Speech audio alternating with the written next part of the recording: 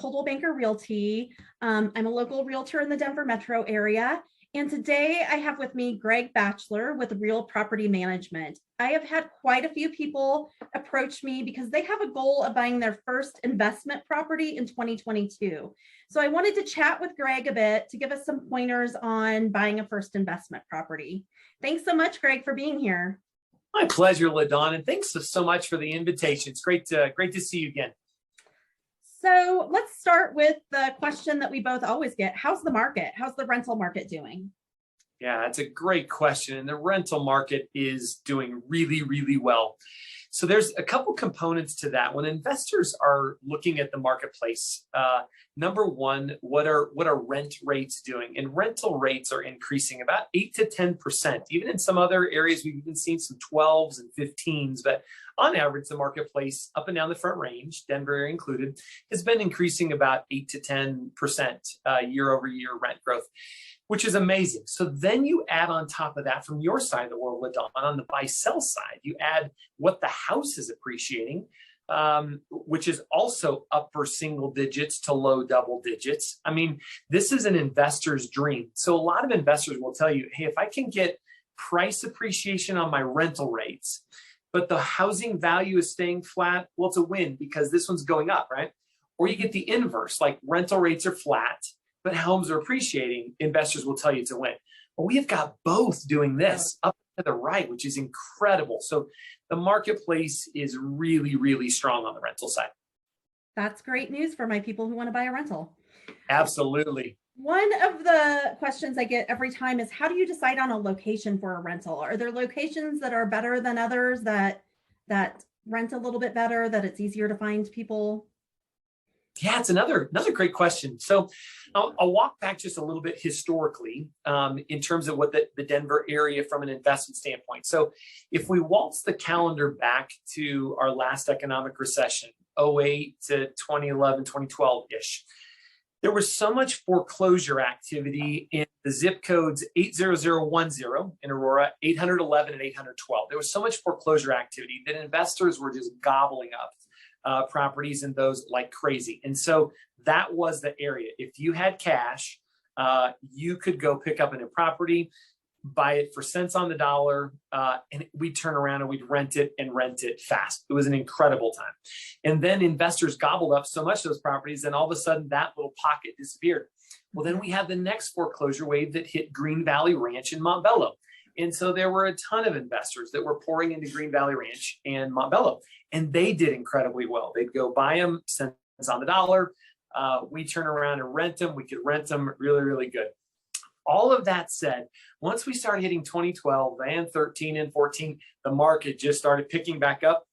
And so there's not necessarily any great spots that you go, oh, well, that's the spot where you should invest or whatever the case may be. Quite honestly, LaDawn, in a marketplace where you have increasing housing price appreciation and increasing rental appreciation, any place is a good place. And so what investors have done, what we've watched a lot of our seasoned investors in our portfolio do is this. They've gone back to what we call the 3-2-1 model. And I'm stealing it from Oliver Frascona, God rest his soul, a longtime Denver attorney who many of us know, passed away in an airplane accident about a decade or so ago. But Oliver, I remember he talked about this 3-2-1 model all the time. It needs to have a minimum of 3 bedrooms, minimum of 2 bathrooms, minimum of 1 really good school district. And so when we stop and think about that for a moment, when we talk about the Denver metro area, we have right in our backyard, we have 2 school districts that are rated on the national scale, both Cherry Creek Public Schools and Douglas County Public Schools. Right behind it, Jefferson County Public Schools, great school district, you name it.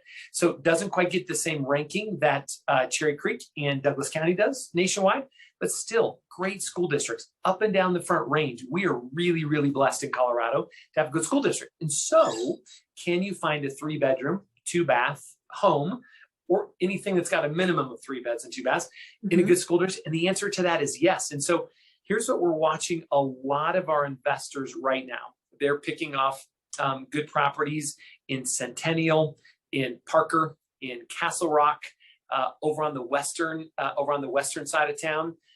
in Jefferson County. A lot of townhomes, a lot of 3-bedroom, 2-bath, 2,000 square foot townhomes. You can still get good prices on those. And we turn around and rent them, and we rent them like hotcakes. They rent so fast because there's just so much demand.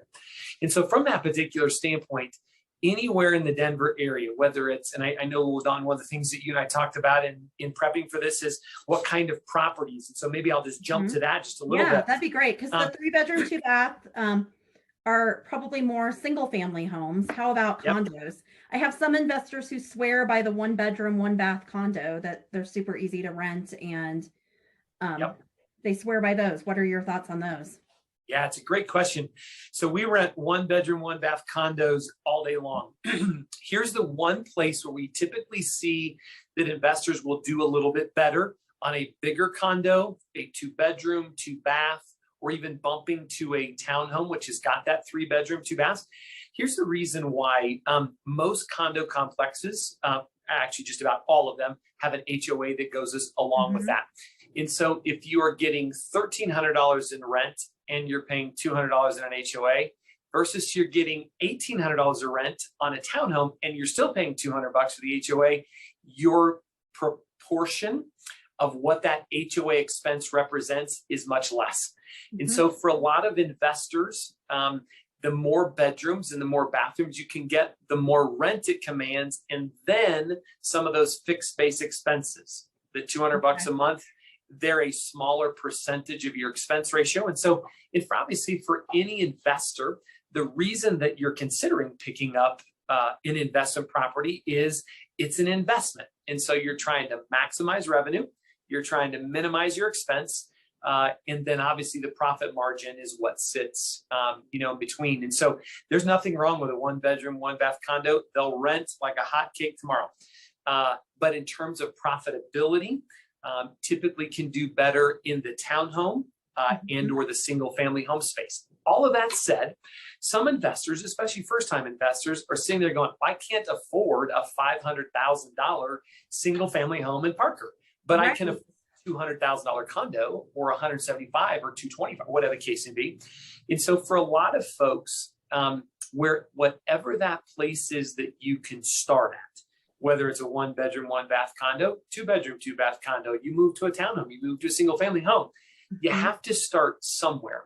And for a lot of folks, if it's their first investment property, you want to get that first property underneath your belt because the appreciation clock is ticking right now. Every single one of us that own a piece of property, and whether that is you own your individual home, you own an investment property, you own a piece of land, we're sitting on gold mines here in Colorado right now, and it's a great spot to be in. And so from that particular standpoint, when you're sitting on a gold mine like that, you want to buy into the gold mine as soon as you can in an appreciating market.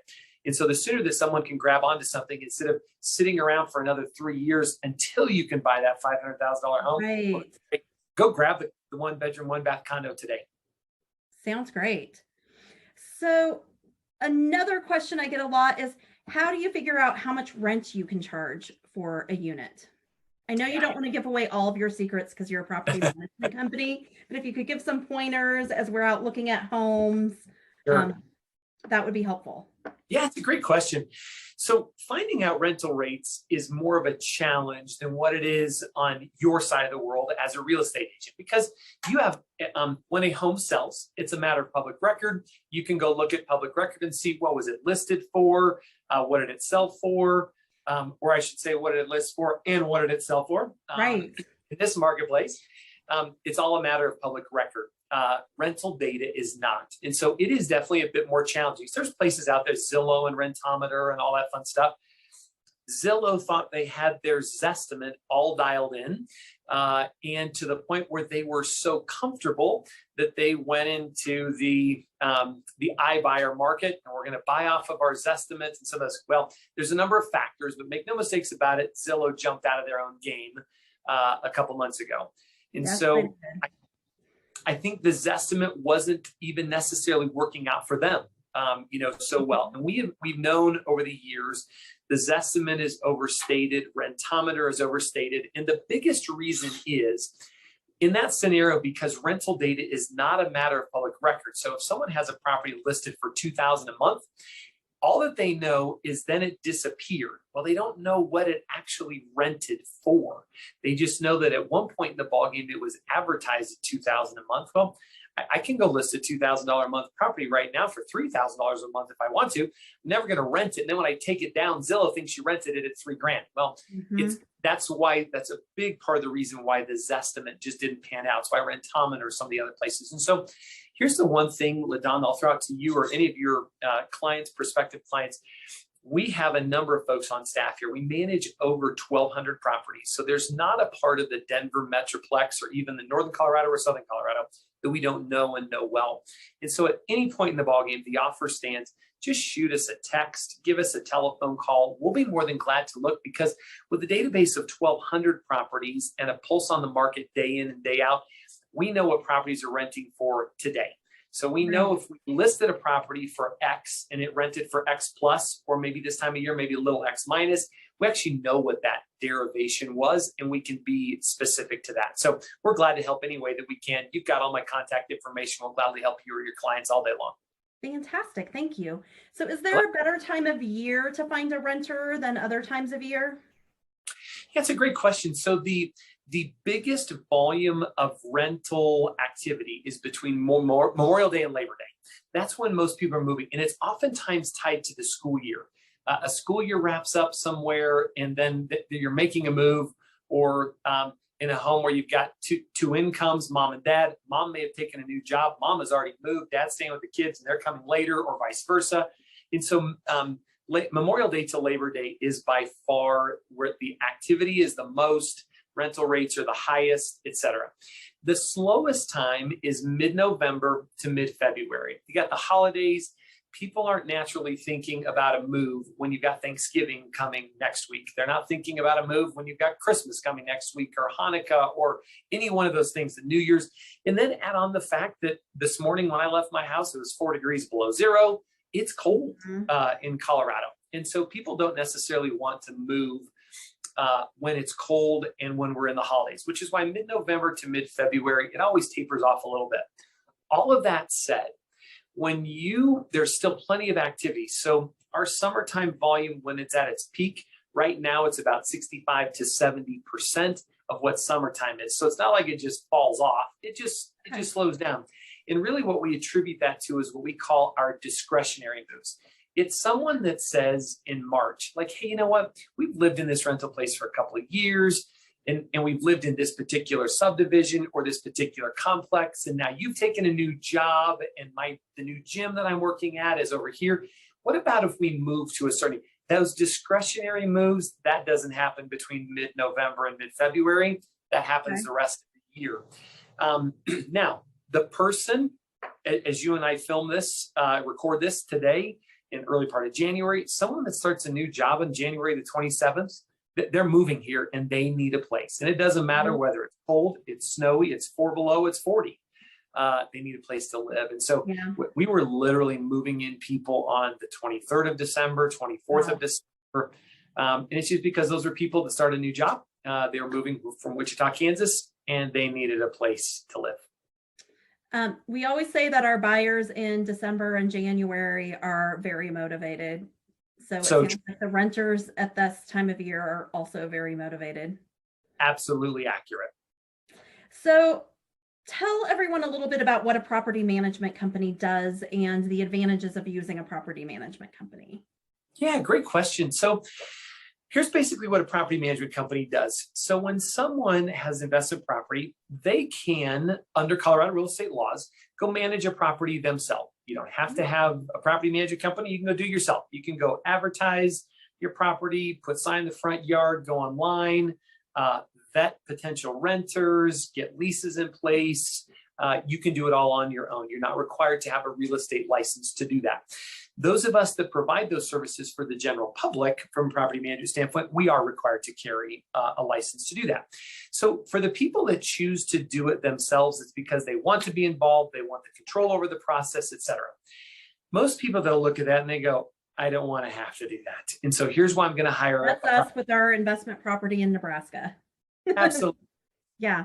It's hard to manage an investment property. You're here in the Denver area to try to manage something in Nebraska. That's difficult. Can it be done? Sure. But what are you going to do when you have to evict a tenant or whatever the case may be? That's where the expertise of a property management company really comes in. So where a property management company like ours fits in really, really well is for someone that just says, I want the value of having an asset, but I don't want the active day-to-day management. I don't want to have to go advertise and market and screen renters. And I don't want to have to conduct showings and have people stand me up at 6 o'clock at night when it's snowing outside because they were going to come see the place and they didn't come see the place. And I don't want to have to figure out criminal background checks and credit background checks and state sex offenders registry. And I don't have to do those kind of things. I don't have a good lease. I don't want to figure out what is a good lease. I just want somebody else to do all of that and then take the maintenance phone calls 24/7, 365. We do that for all of our properties.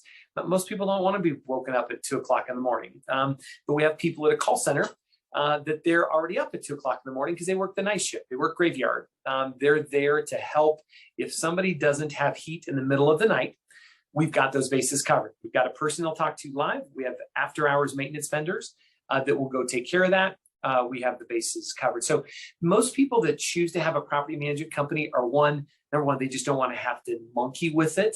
Like from a quality of life standpoint, they have other things in life that are more valuable than to pay us a small amount in management fees and maintenance fees and that kind of stuff to go take care of it. The second component is for people that just go, I don't want to have to learn the regulatory environment and what are all these landlords and laws I read about in the newspaper. And that's all second nature to us because we're in the business every single day. And so we know when the laws change. We know when Governor Polis signs a new bill. We know when a new Denver City Council passes a new measure. We know when there were eviction moratoriums and some of those kinds of things going on at the start of COVID. We knew when all those things and what they meant and how to navigate them. So it's for folks that don't want to have to figure all that out, we become a great option, to be able to do that. So really the category, if I were to categorize it on its broadest scale, the people that are going to be most interested in hiring a property management company like ours is somebody that wants to enjoy the benefits of real estate ownership, but doesn't have the day-to-day responsibilities of doing that. Okay. So you mentioned regulations. What are some regulations that sometimes trip up first investors that they need to know about?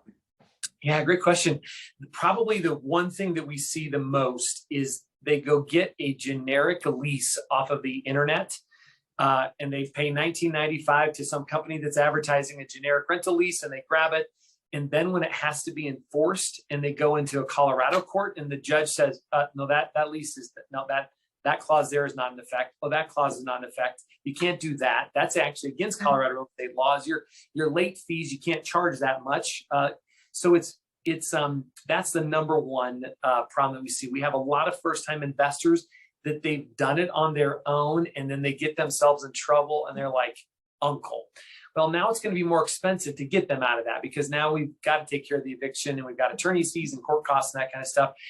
Start with a property management company to begin with to make sure like the lease that we have is prepared by one of the best landlord tenant law firms in the state of Colorado. That's their niche. They have the expertise.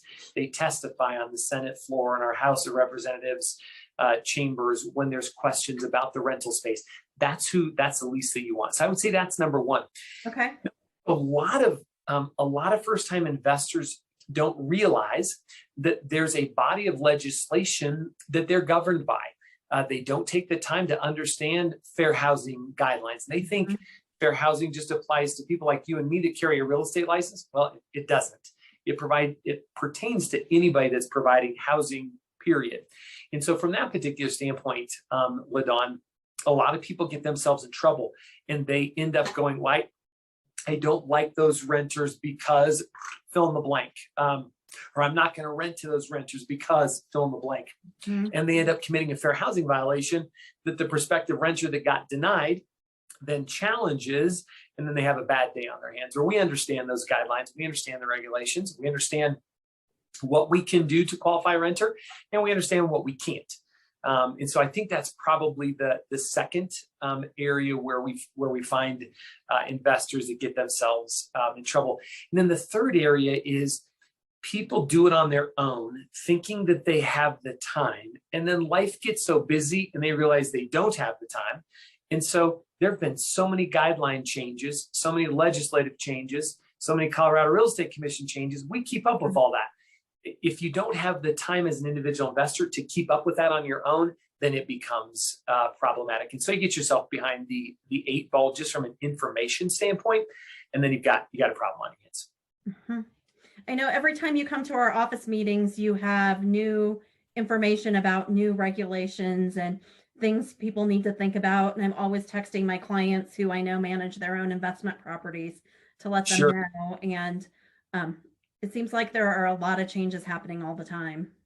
And there have been. So we've had this business for 15 years. And I would say in the last 2 years, we have had more changes than we probably had in the 13 prior combined. It's been a focus, and a lot of that was COVID driven.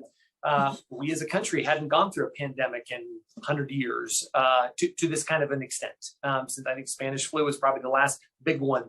We've had obviously SARS and bird flu, swine flu, but nothing that quite had this magnitude. And so there were so many changes over the past 2 years that have been pretty substantial and that have required changes to our lease document. We changed in 2021, we changed our lease 4 times. Wow. Because there was new legislation. Okay, well, that clause is now outdated. We have to tweak that. This one has now been modified. We have to tweak that. And so if people aren't staying on top of that, then you can put yourself in a problem regulatory wise with the courts if a tenant ever challenges it, those kinds of things. We're not trying to scare any of you off, but just want to make sure you know what you're getting into. And here's the amazing part, LaDon, there is absolutely nothing to be scared of. Like when you and I go drive down the freeway and the speed limit says 65, well, there's nothing to be scared off in driving 65. Now, if you and I are going to go 105, we should probably be a little bit scared. But the beauty is that if you just stay within the parameters and stay within the guidelines, it's a no-brainer. We are in a marketplace, especially when you're getting appreciation rates of return on the home itself and you're getting rental rates of return. It's spectacular. Everything else is just things you just have to abide by and navigate. That's all. And so there is nothing to be scared by at all. There are guidelines and rules and regulations, just like you and I have with the IRS. Everything we do. Every single thing we do. And there's nothing to be scared of. It's an amazing, amazing time to be an investor in Colorado. Amazing. Fantastic. Do you have any final advice for someone who's looking for their first investment property? I do. And here's the last piece I'll leave you with. There are so many people that say, you know what? I think I'm gonna jump. Nah, I'm gonna wait because what if the market is here? And what if we've had so many people have just waited on the sidelines for so many years, and they look back and they go, oh, Greg, do you remember when I talked about that home in 2017? Why didn't I buy that home in 2017? Because now they look at and they're like, oh, because it was so expensive back then. The bottom line is any investor in the real estate front, any seasoned investor, and we have investors in our portfolio, they own 8 properties, 10, 16, 22, 37, whatever the case may be. Any properties in our portfolio, any of our seasoned investors that have properties in our portfolio, at any stage in the game, they have continued to buy properties, including right now, because they're looking at it through the lens and go, yeah, I scored in 2010 when the economy was in the doldrums. Yeah, that was amazing. And I scored then, but I'm still scoring today because if you talk to any investor today and say, hey, do you think rental rates and real estate values are going to be higher in a year? Almost everyone will say yes. And they go 2 years and they go, yes. And probably 5 years and 10 years. Like we'd have to have some real macroeconomic things going on for any one of us to look out 5 or 10 years and go, oh yeah, real estate rates and rental rates are probably going to be less. It's not a 0% chance, but boy, it's pretty slim. And so if there's one piece of encouragement that I would leave people with is buy your property sooner rather than later. The sooner you can start your appreciation clock ticking, the more cash on cash monthly wealth you generate, the more balance sheet wealth you generate because the property is appreciating, those kinds of things. And so think long term and don't wait. Jump on it before the market is even more expensive. Fantastic. This was so great. Thank you so much, Greg. And once again, I'm LaDawn Sperling with Coldwell Banker Realty. If you want to chat with me about purchasing an investment property, just give me a call at 303-710-5817. Thanks so much for watching our video. Thanks, LaDawn. Have a great day.